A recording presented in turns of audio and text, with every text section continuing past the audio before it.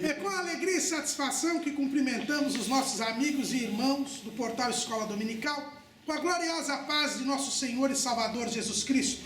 Estamos dando início a mais uma pré-aula, essa ferramenta que o portal Escola Dominical coloca à disposição dos amados irmãos no início da semana, para que os irmãos possam melhor preparar a sua lição da Escola Bíblica Dominical. Não esqueçam de acessar os nossos esboços no site do portal Escola Dominical, os links que nós colocamos no Facebook, no Twitter e no LinkedIn. E no final da semana, no sábado, às 19 horas, hora de Brasília, assistam a aula ao vivo, diretamente da Assembleia de Deus, aqui no Ministério do Belém, na sede de São Paulo, para complementar o seu estudo. Esse trimestre nós estamos estudando Sabedoria de Deus para uma vida vitoriosa, a atualidade de Provérbios e Eclesiastes. O nosso comentarista é o pastor José Gonçalves, presidente das Assembleias de Deus em Água Branca, no estado do Piauí, e também vice-presidente do Conselho de Apologética da Convenção Geral das Assembleias de Deus. Hoje nós vamos estudar a lição do número 4, lidando de forma correta com o dinheiro. E o dinheiro é um excelente servo, mas é um péssimo senhor. Essa que é a realidade. E, irmãos, eu fico admirado com a Bíblia Sagrada, porque se mandassem Amós escrever sobre dinheiro, alguém ia dizer, é porque Amós não tinha dinheiro, é por isso que ele tinha raiva do dinheiro. Se mandassem Paulo escrever por causa do dinheiro, ele morava numa casa alugada, precisava de esmola lá, da oferta dos filipenses, por isso que ele fala mal do dinheiro. Não, a Bíblia, para mostrar o que é o dinheiro e como não se pode amar o dinheiro, colocou Salomão para escrever sobre isso. Salomão que escreveu sobre o dinheiro, o homem mais rico do seu tempo. Salomão falou sobre o dinheiro, para que ninguém tenha dúvida de que o dinheiro não é um mal em si, mas o amor ao dinheiro é inimizade contra Deus. Antes de nós entrarmos no livro de Provérbios, porque é sobre ele que nós estamos estudando ainda, vamos falar sobre os princípios bíblicos que regem o nosso relacionamento com os bens materiais. Para a gente entender o papel do dinheiro e como nós devemos nos relacionar com o dinheiro, nós temos que saber o que Deus estabeleceu a esse respeito. Ora, a Bíblia nos diz que Deus é o dono de tudo. Salmo 24, versículo 1. Do Senhor é a terra e a sua plenitude, o mundo e aqueles que nele habitam. Então Deus é o dono de tudo. Então não há nada que não seja de Deus. Até mesmo o dinheiro, irmão Calamuru, porque o dinheiro foi criado pelos homens. Então é algo da cultura. Mas é de Deus também. Está lá em Ageu, capítulo 2, versículo 8. Minha é a prata e meu é o ouro, disse o Senhor dos exércitos. Então, o dinheiro, os bens materiais, tudo que existe na terra é de Deus. O homem é apenas um administrador. Está lá em Gênesis, capítulo 1, versículo 26. E disse Deus, façamos o homem à nossa imagem, conforme a nossa semelhança, e domine sobre os peixes do mar, sobre as aves dos céus, e sobre o gado, e sobre toda a terra, e sobre todo réptil que se move sobre a terra. Versículo 28. E Deus os abençoou, e Deus lhes disse, frutificai e multiplicai-vos, e enchei a terra e sujeitai-a, e dominai sobre os peixes do mar, e sobre as aves dos céus, e sobre todo animal que se move sobre a terra. O homem é um mordomo, é um administrador da criação terrena. Por isso, tudo que ele se apropriar do mundo está sob a administração dele. Não é dele, é de Deus. Vejam bem que Deus não de se apropriar das coisas. Pelo trabalho, como nós vimos na lição de número 3, pelo trabalho, ele se apropria de recursos para a sua sobrevivência, para uma reserva para o futuro. A propriedade é um direito natural. Deus deu o poder do homem se apropriar dos recursos, desde que pelo trabalho, para que ele possa sobreviver sobre a face da terra. E quem não quiser trabalhar, não coma, diz o apóstolo Paulo, lá na segunda carta aos Tessalonicenses. Mas o homem não é dono, no sentido absoluto, das coisas que se apropria. Ele se apropria destas coisas para cumprir o propósito de Deus. Como um administrador, ele tem que prestar contas para Deus. É interessante que entre os judeus é dada a ideia de que quando Deus faz alguém rico, porque é Deus quem faz alguém rico, é interessante que o filósofo chinês Confúcio, ele dizia assim: as riquezas e a posição dependem de Deus, dependem do céu. É Deus que faz alguém rico, porque Ele é o dono de tudo, Ele pode distribuir como Ele quer. Agora, quando alguém é rico, dizem os judeus, os rabinos judeus, se ele é rico, é porque Deus o escolheu para fazer bem aos pobres. Então a riqueza que Deus dá a alguém é uma dívida que a pessoa assume diante de Deus e que tem que pagar fazendo bem aos pobres. Então, quando Deus faz alguém rico, Ele faz alguém rico para que ele ajude o pobre. Então a propriedade é legítima. Por isso que nós não somos comunistas, não somos marxistas, não dizemos que a propriedade tem que ser extinta. Não, o direito de propriedade é um direito natural dado por Deus ao homem. Só que o homem, ele não é dono absoluto daquilo que tem. Aquilo que Deus lhe dá, ele precisa usar de forma a agradar a Deus. Isso é o que nós chamamos da função social da propriedade. A riqueza é uma bênção de Deus, mas nós não podemos pôr o nosso coração nas riquezas. Jesus ensinou isso no Sermão do Monte, lá em Mateus capítulo 6, no versículo 19 a 21, ele diz assim: não ajunteis tesouros na terra, onde a traça e a ferrugem não tudo consomem, e onde os ladrões minam e roubam. Mas ajuntai tesouros no céu, onde nem a traça nem a ferrugem consomem, e onde os ladrões não minam nem roubam. Porque onde estiver o vosso coração, aí estará, onde estiver o vosso tesouro, aí estará também o vosso coração. E, seguindo este ensino de Jesus, Paulo escreve o seguinte, lá em 1 Timóteo capítulo 6, versículo 17. Manda aos ricos deste mundo que não sejam altivos, nem ponham a esperança na incerteza das riquezas, mas em Deus, que abundantemente nos dá todas as coisas, para delas gozarmos. Então, irmãos, nós não podemos pôr o nosso coração nas riquezas. As riquezas vêm de Deus. Aquele que trabalha, Deus pode dar prosperidade, como vimos na aula anterior. Mas a riqueza que nós recebemos é uma dívida que nós assumimos com relação a Deus.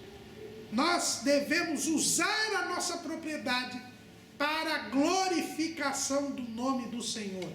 Eu não posso usar a minha propriedade para ter ganância, para querer amontoar ouro e prata, para roubar das outras pessoas. Eu não posso transformar as riquezas no meu Deus, porque ou você serve a Deus, ou você serve as riquezas. É o que está escrito ali no Sermão do Monte mesmo, lá em Mateus, capítulo 6, versículo 24. Ninguém pode servir a dois senhores, porque ou há de odiar um e amar o outro, ou se dedicará a um e desprezará o outro. Não podeis servir a Deus e a Mamon. Mamon são as riquezas. Quem serve as riquezas não serve a Deus. Quem serve a Deus não serve as riquezas. Então Deus nos dá o direito de nos apropriar de recursos através do trabalho para o nosso sustento, para formar o nosso patrimônio, para nós cuidarmos da nossa família. Mas esta propriedade que nós conquistamos, ela deve ser usada de forma a glorificarmos o nome do Senhor. Porque nós servimos a Deus e não as riquezas. É por isso que o dinheiro é um excelente servo. Porque através do dinheiro nós podemos servir a Deus melhor. Mas é um péssimo senhor. Porque se nós colocamos o nosso coração nas riquezas, nós deixamos de servir a Deus. Nos tornamos idólatras e perdemos a salvação. É por isso que Jesus chama de insensato, de louco, aquele que corre atrás das riquezas, que põe o seu coração nos bens materiais. Ele nos contou uma parábola a esse respeito, a chamada parábola do rico insensato, do louco. Por quê? Porque Jesus diz lá em Lucas capítulo 12, versículo 15: acautelai-vos e guardai-vos da avareza, porque a vida de qualquer não consiste na abundância do que possui. E para ilustrar esse ensino, Jesus conta a parábola do rico, que teve uma grande colheita, que tinha bens suficientes para o resto da vida. E ele disse: olha, minha alma, folga, se alegra, não vai precisar mais trabalhar, só agora é só desfrutar. E naquela mesma noite Deus veio e pediu a alma. E Jesus disse que ele era um louco. Deus disse, versículo 20, capítulo 12 de Lucas: mas Deus lhe disse: louco, esta noite te pedirão a tua alma, e o que tens preparado, para quem será? Assim aquele que para si ajunta tesouros e não é rico para com Deus. Então quem é rico, quem Deus dá riquezas, os bens que nós temos devem ser usufruídos e devem ser usados levando em conta a vontade de Deus, para a glória do nome de Deus. É este o princípio bíblico que norteia os bens materiais. Mas o que diz Salomão a este respeito? Na aula passada, nós terminamos a aula passada falando sobre a metáfora dos celeiros e do lagar, lá em Provérbios 3 e 9. E lá nós aprendemos que as riquezas têm um caráter secundário e instrumental.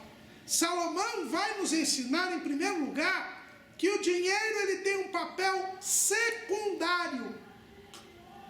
A posse de bens materiais, ele tem um papel de segundo plano, um papel secundário na nossa vida.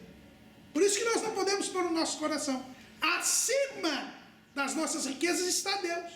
É por isso que Salomão diz: honra a tua fazenda, honra ao Senhor com a tua fazenda e com as primícias de toda a tua renda.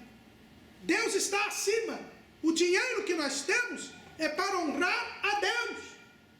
Não é um dinheiro pelo dinheiro. Não é um dinheiro por si só. É honrar ao Senhor pela fazenda. Honrar a Deus pela fazenda. Então, nós temos que entender isso. Salomão, a primeira vez que ele fala de dinheiro, de bens materiais, ele diz que elas servem de instrumento para nós honrarmos a Deus, para nós glorificarmos a Deus. E mais ainda, Salomão, em várias passagens, nosso tempo é escasso, não vamos ler todas as passagens, mas em várias passagens Salomão diz o quê? que mais vale a sabedoria do que as riquezas. E ele podia falar isso. Por que ele podia falar isso? Porque quando Deus lhe pediu algo, ele não pediu riquezas, ele pediu sabedoria. E Deus disse, porque você pediu o principal, que é a sabedoria, eu também vou te dar riquezas e glória. Mas mais importante é a sabedoria. A sabedoria é uma bem-aventurança, está lá em Provérbios 3:13. Bem-aventurado o homem que acha dinheiro, ouro, prata, tesouro. Não. Bem-aventurado o homem que acha sabedoria e o homem que adquire conhecimento. Porque melhor é a sua mercadoria do que a mercadoria de prata, e a sua renda do que o ouro mais fino. Mais preciosa é do que os rubins, e tudo que podes desejar não se pode comparar a ela. A sabedoria, que nós já estudamos na lição de número 1, é o resultado do aprendizado com Deus, da comunhão com Deus, de ouvir a voz de Deus. Ela é muito mais importante do que a riqueza. Porque quem tem sabedoria não só adquire riqueza, como a mantém. Agora, quem não tem sabedoria pode até adquirir a riqueza, mas perde tudo. Quantos artistas, quantos esportistas que nós vemos que ganham milhões, bilhões e depois morrem na miséria, porque eles não tinham sabedoria. É o que você vê na parábola do filho pródigo. Por que ele é pródigo? Pródigo, tem umas pessoas que acham que pródigo é aquele que abandona o pai. Não, não tem nada a ver. Pródigo é aquele que gasta sem controle. Ele é chamado de filho pródigo porque a Bíblia diz que ele desperdiçou toda a sua fazenda, vivendo dissolutamente com meretriz. É por isso que ele é pródigo. Porque ele não tem noção de valor. Ele não tinha sabedoria. Saiu com muito dinheiro, perdeu tudo. Porque o dinheiro está em segundo plano. Acima do dinheiro está a sabedoria. É isso que Salomão nos ensina. As riquezas têm um valor instrumental, um valor secundário. Estão no segundo plano. Você tem buscado sabedoria ou buscado a Deus? Mais vale para você a sabedoria ou o vil metal? Cuidado, muito cuidado. Tem uma música, uma canção da música popular brasileira, da autoria do Belchior, Como Nossos Pais. E numa passagem dessa música, que foi interpretada aí pela Elis Regina, entre outras pessoas, mas ficou conhecida pela interpretação da Elis Regina, ele diz assim, que os nossos pais estão muito bem lá em casa, guardados por Deus, contando o vil mental. E nessa música diz que eles largaram todos os valores, todos os sonhos, todas as ideias que eles tinham em troca do vil metal. Iludidos, achando que a posse do vil metal era a melhor coisa. E não é. E quantos não têm trocado Jesus pelo vil metal? Que ganharam até na obra de Deus, mas hoje servem ao dinheiro e perdem a sabedoria. Abrem mão do aprendizado com Deus, da comunhão com Deus, em troca do vil metal. O dinheiro tem um aspecto secundário e instrumental. Ele não é um mal. Não estou aqui mandando fazer voto de pobreza. Não. O dinheiro não é um mal em si. Mas quando nós colocamos o dinheiro nos nossos corações, este é o mal.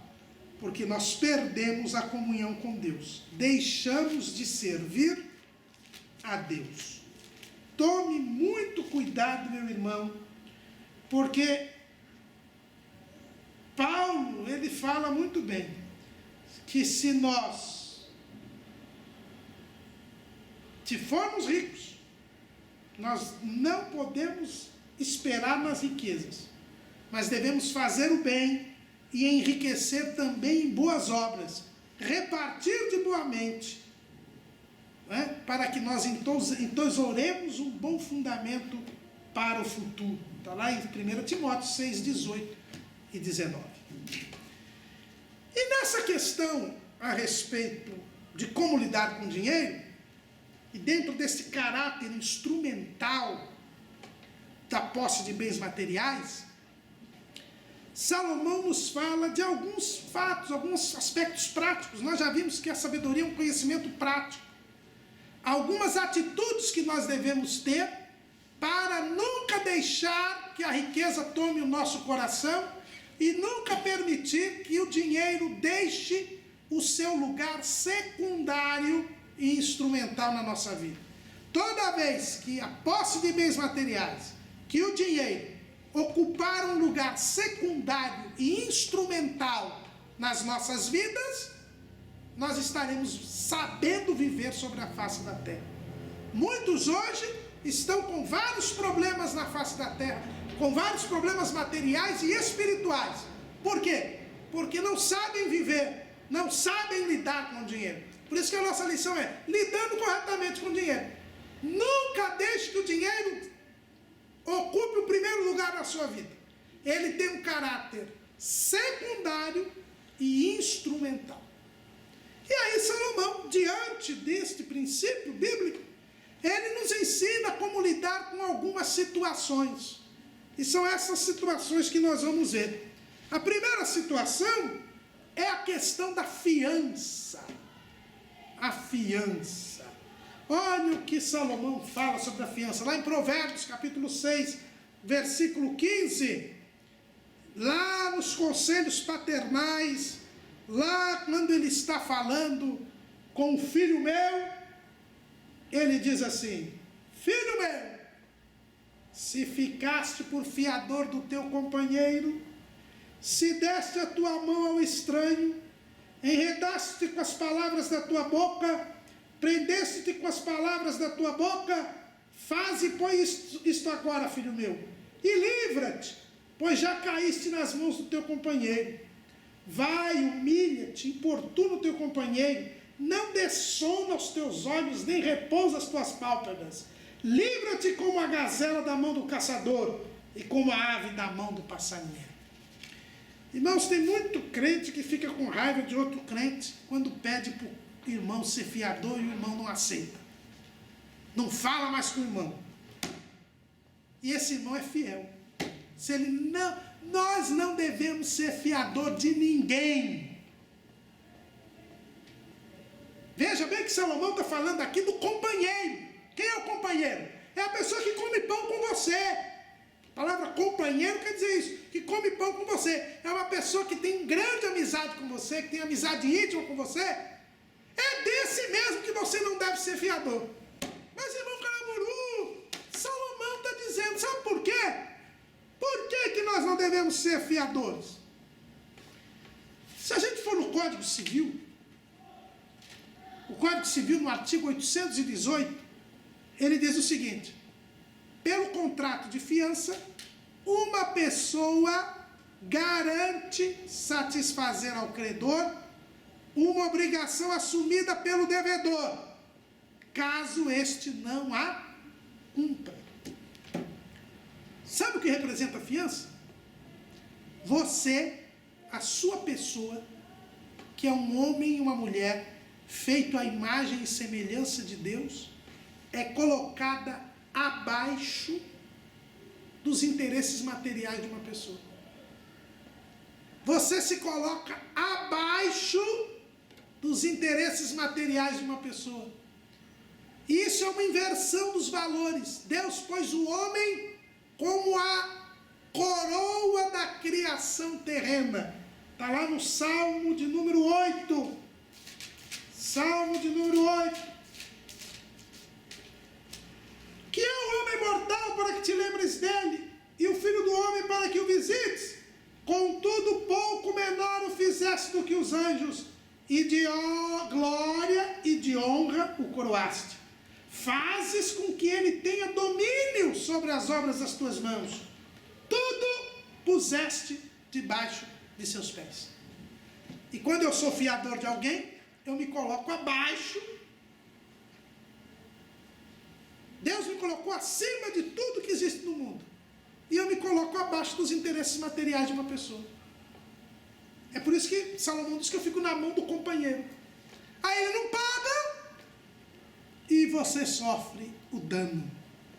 É por isso que a fiança, ela não pode de forma alguma ser prestada por um servo de Deus. Porque nós temos que dignificar a pessoa humana.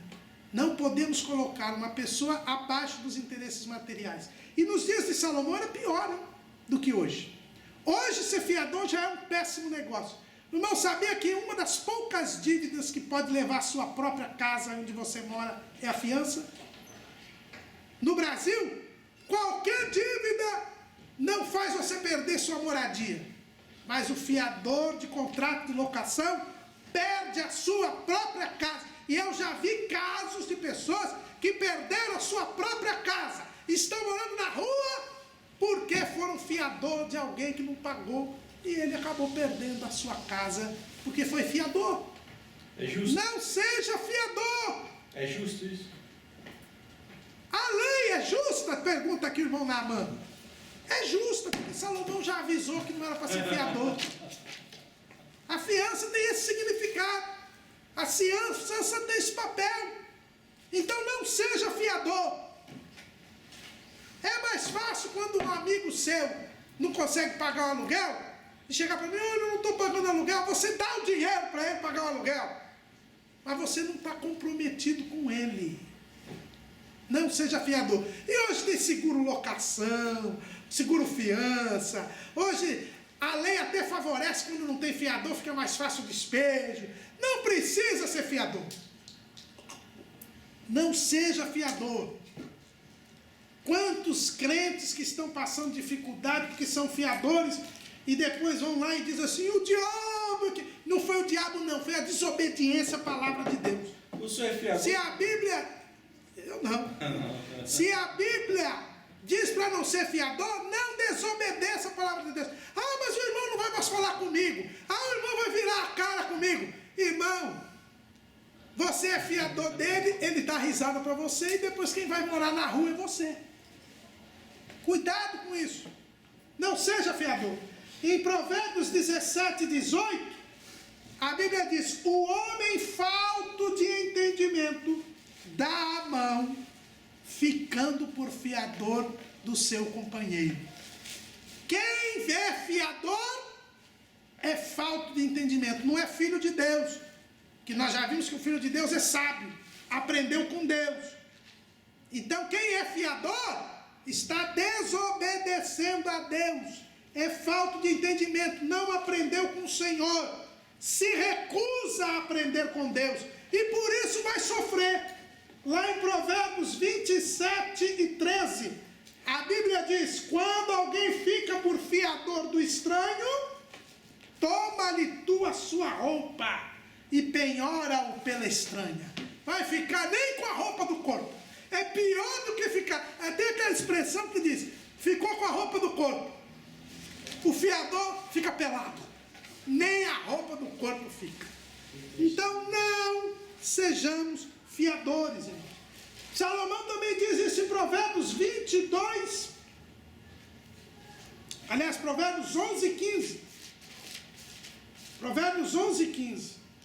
De certo sofrerá severamente aquele que fica por fiador do estranho, mas o que aborrece a fiança estará seguro. Odeie a fiança, fique longe, não se rebaixe ao nível que Deus não te colocou, e você viverá seguro, não terá o sofrimento atroz da fiança. Mas tem muito crente que não é fiador de ninguém, mas empresta um nome para alguém comprar alguma coisa, e o cidadão não paga e ele fica com a dívida. Isso é a mesma coisa que fiança. Quando Salomão fala de fiança, ele está falando de aval. Tem gente, eu não sou fiador, mas dá aval lá numa nota promissória, no banco. é avalista. É a mesma coisa.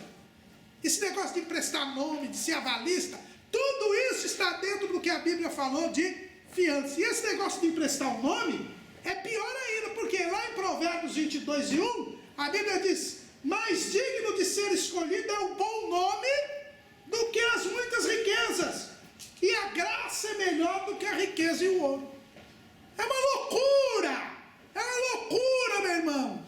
Não empresta o seu nome para ninguém. Se o cidadão não tem nem nome para pegar o financiamento, se ele está com o nome sujo, o que ele pode garantir para você, irmão? Eu fico impressionado com isso. O cidadão chega para o outro: olha, eu estou com um problema aí no Serasa, dá para você emprestar o seu nome? Ele já não paga, ele já está mostrando que não vale nada, não cumpre os contratos, e você ainda embarca nessa, irmão. Ah, o pastor, não interessa quem é, siga a Bíblia. Então, não seja fiador, não se rebaixe, não se coloque abaixo dos interesses materiais de alguém. Mas também nós temos a questão da ganância. O desejo incontrolável de ter posse de bens materiais. A ganância também, ela é recriminada por Salomão. E existem 5 formas da ganância se manifestar. A primeira é a avareza. Provérbios 28:16. O príncipe falto de inteligência também multiplicará as opressões, mas o que aborrece a avareza prolongará os seus dias. Irmãos, tomemos cuidado com a avareza. Paulo, escrevendo aos Colossenses, no capítulo 3, ele diz o quê? Que a avareza, capítulo 3, versículo 5: mortificai, pois, os vossos membros que estão sobre a terra, a prostituição, a impureza, o apetite desordenado, a vil concupiscência e a avareza, que é idolatria. Tem gente que ama o dinheiro, que adora o dinheiro, que amontoa o dinheiro, não gasta nada, é pão duro, ele quer mais, ele quer mais, ele quer mais, passa até fome. Meu pai conheceu uma pessoa que tinha muito dinheiro e comia um ovo no almoço e um ovo na janta. Passava fome, apesar de ter muito dinheiro, para não gastar. Isso é ser avarento, irmãos. É colocar o dinheiro como um Deus. Não está servindo a Deus, está servindo ao dinheiro. É um idólatra. Vai perder a salvação. Porque a Bíblia diz que os idólatras ficarão de fora da cidade santa. Não seja idólatra. Não seja avarento. Outra coisa que a ganância, que diz Salomão a respeito da ganância, é a usura.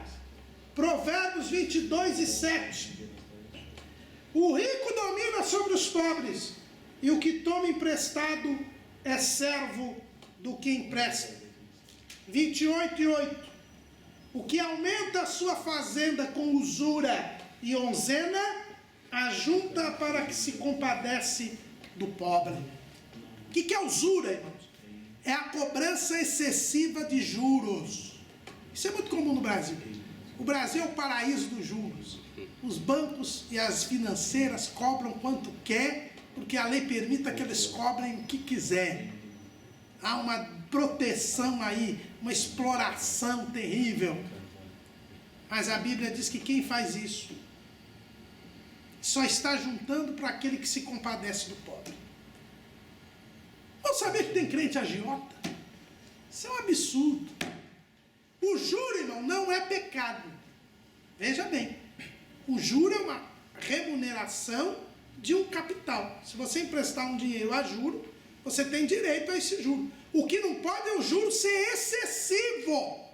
E o que é juro excessivo, meu caraburu? A lei brasileira diz que não vale para os bancos, infelizmente, que eles arrumaram um jeito de livrar os bancos disso. Mas a lei da economia popular, ela diz que você cobrar um juro que é mais do que 1/5 do capital que foi emprestado, é usura. Ou seja, não pode cobrar mais de 20%. O juro somado, tudo não pode dar mais de 20%, senão é usura. E é interessante que esses 20% tem base bíblica. A Bíblia fala lá em Levítico,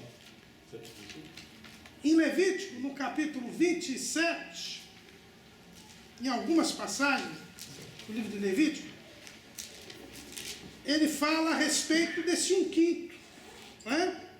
Vamos ver assim.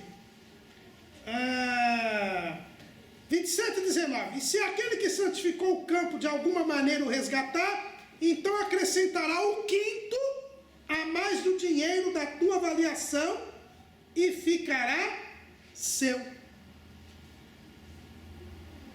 Então, o 1/5 era considerado o máximo da restituição, da remuneração. Tem outras passagens aí nesse mesmo capítulo 27 de Levítico. Então, aí está um patamar da lei brasileira, mas é um patamar bíblico. Juro que exceder a 20% do que se emprestou é usura. E a Bíblia diz que aquele que ajunta dinheiro por causa da usura, ele só está juntando em favor daquele que se compadece do pobre. Ou seja, você não vai ganhar nada com isso. Num determinado momento, Deus vai impor a mão e você vai perder todo aquele ganho que é ilícito, indevido, para aquele que se compadece do pobre. Não haja com usura. Porque quem age com usura é porque ama o dinheiro. Pôs o dinheiro no seu coração e não serve a Deus. Mas uma outra forma de ganância é o engano. Provérbios 21:6. Trabalhar por ajuntar tesouro com língua falsa é uma vaidade, e aqueles que a isso são impelidos buscam a morte. O que tem de gente enganando aí para ganhar dinheiro. E crente é vendedor.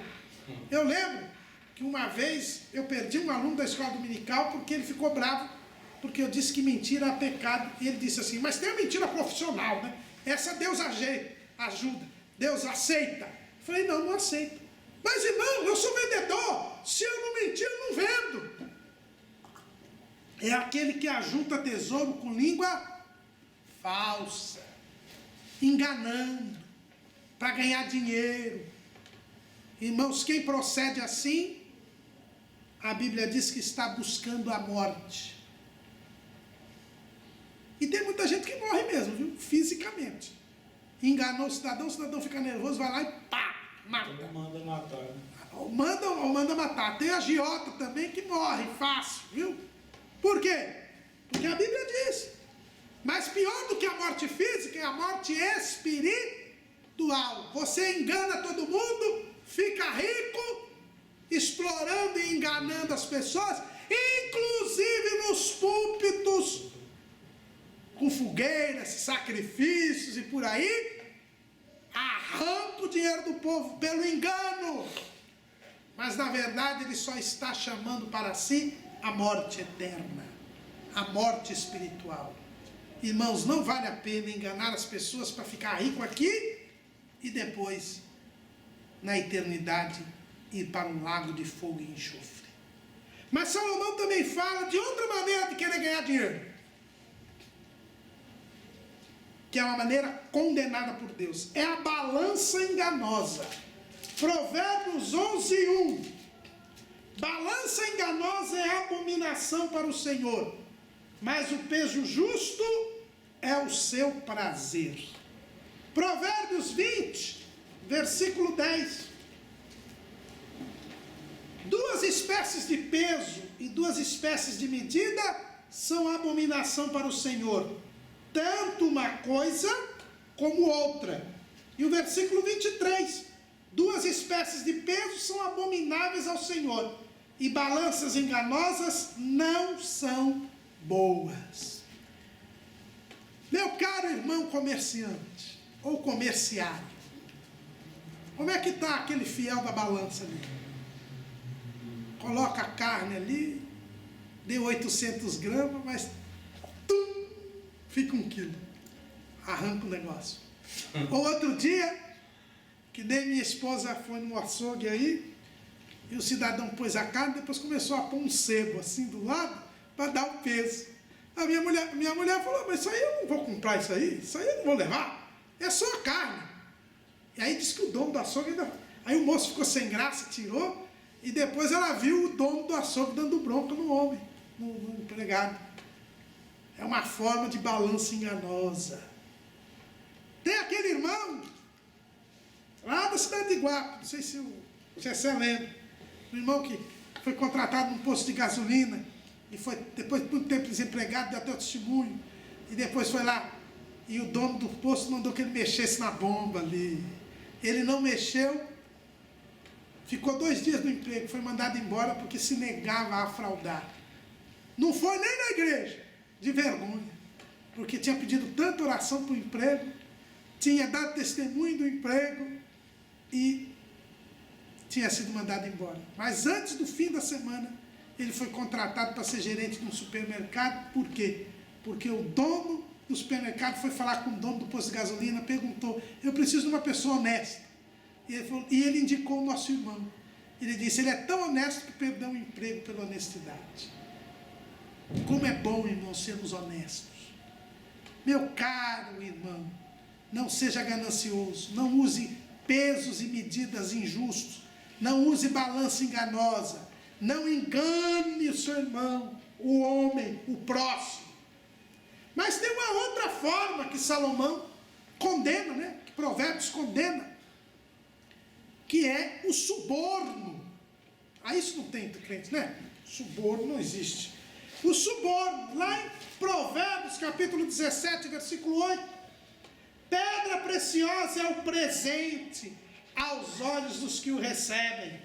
Para onde quer que se volte, servirá de proveito.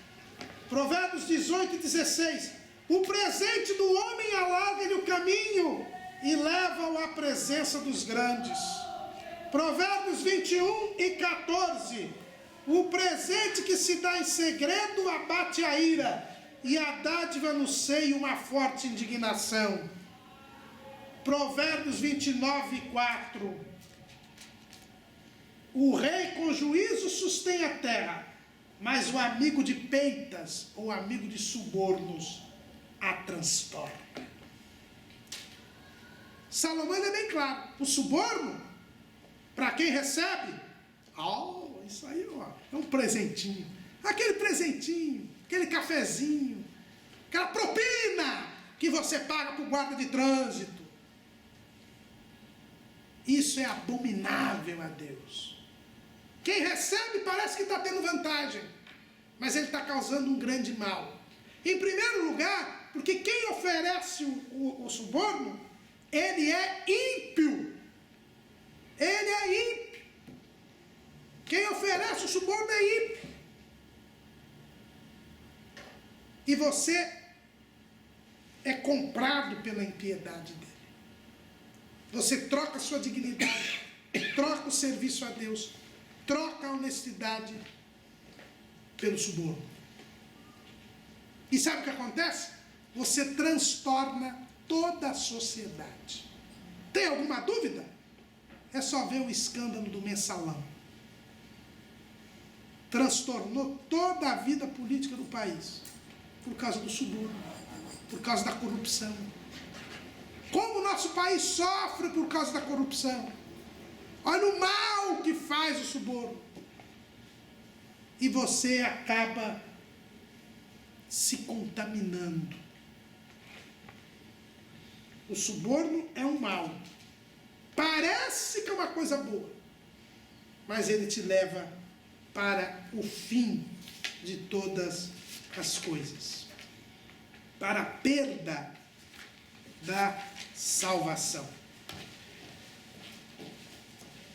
Aqui eu fiz uma referência aqui do Alcorão.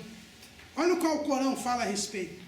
Eis que os incrédulos malversam as suas riquezas, para desviarem os fiéis da senda de Deus. Porém, malversá-las não completamente, e isso será a causa de sua tribulação. Estes serão vencidos, os incrédulos serão congregados no inferno. Até Maomé dizia: sabe o que você faz quando você aceita suborno? Quando você aceita presente? Você simplesmente se desvia do caminho de Deus, se mancomuna com o ímpio, porque aquele que oferece suborno, repito, é ímpio, e você se nivela a ele, e por causa do dinheiro, por causa do amor do dinheiro, você larga o caminho de Deus para trilhar o caminho para o inferno. Por fim, para nós terminarmos esta lição, nós vamos aprender com Agur. Agur é o autor do capítulo 30 de Provérbios. É um outro sábio, cujos ensinamentos, provavelmente contemporâneo de Salomão, cujos ensinamentos foram colocados no capítulo 30 de Provérbios. Quando o livro de Provérbios foi formado nos dias do rei Ezequias, os pensamentos de Agur foram colocados. E Agur, o que ele nos ensina a respeito das riquezas? Primeiro, ele diz assim, capítulo 30, versículo 2: na verdade que eu sou mais bruto do que ninguém, não tenho o entendimento do homem, nem aprendi a sabedoria, nem tenho conhecimento do sábio. Para você lidar com dinheiro, saber lidar com dinheiro, meu irmão, pense como Agur. Diga: eu não entendo nada disso, eu não sou sábio, eu preciso de Deus. Recorra a Deus, e Deus vai te ensinar como administrar o seu dinheiro, como você deve se relacionar com os bens materiais. Recorra a Deus. Primeiro. Segundo, haja sem vaidade. Como é que, quando ele recorreu a Deus, Agur disse assim: duas coisas te pedi, não as negues antes que morra. Afaste de mim a vaidade e a palavra mentirosa. Não me des nem a pobreza nem a riqueza. Mantém-me do pão da minha porção acostumada. Agur nos ensina, primeiro, a recorrer a Deus. Segundo, pedir que Deus afaste dele a vaidade. Quando nós não temos vaidade, quando nós não temos vãos pensamentos, nós não queremos ficar ricos. Quando a gente fica vaidoso, começa a ficar querendo luxo, querendo todas as plumas e paetês, você acaba caindo na ganância, acaba caindo no suborno, na avareza, no engano. Por quê? Porque você precisa arrancar dinheiro para manter essa vida de vaidade. É por isso que Agur diz: Senhor, para eu poder lidar corretamente com dinheiro, livra-me da vaidade. Segundo, livra-me da palavra mentirosa. Se eu ficar longe da mentira, eu não vou enganar as pessoas para ficar rico. Eu não vou ser um golpista. Eu não vou pagar suborno. Eu não vou aceitar suborno, porque eu vou estar longe da mentira. Para eu saber lidar com dinheiro, me livre da mentira. E terceiro, me ensine a contentar-me com o que eu tenho. Eu não quero nem ser pobre, nem ser rico. Eu quero ter a porção acostumada de cada dia. Foi o que Jesus nos ensinou. O pão nosso de cada dia nos dá hoje. O dinheiro, a posse de bens materiais, é para a nossa sobrevivência digna sobre a face da terra. Não é para viver regaladamente, no luxo. Não. É para a gente poder sobreviver. Se eu estiver com esta mentalidade, eu não vou ser picado pela mosca do luxo, da ganância. Eu vou viver na terra, aprendendo a contentar com o que eu tenho. É o que Paulo diz lá em Filipenses. Filipenses do capítulo 4, ele diz assim, versículo 11. Não digo isso como por necessidade, porque já aprendi a contentar-me com o que tenho. É preciso aprender com Deus, irmãos. Sozinho você não aprende a se contentar com o que tem. Sozinho você vai querer mais. Mas aprenda com Deus. E você vai querer o pão nosso de cada dia.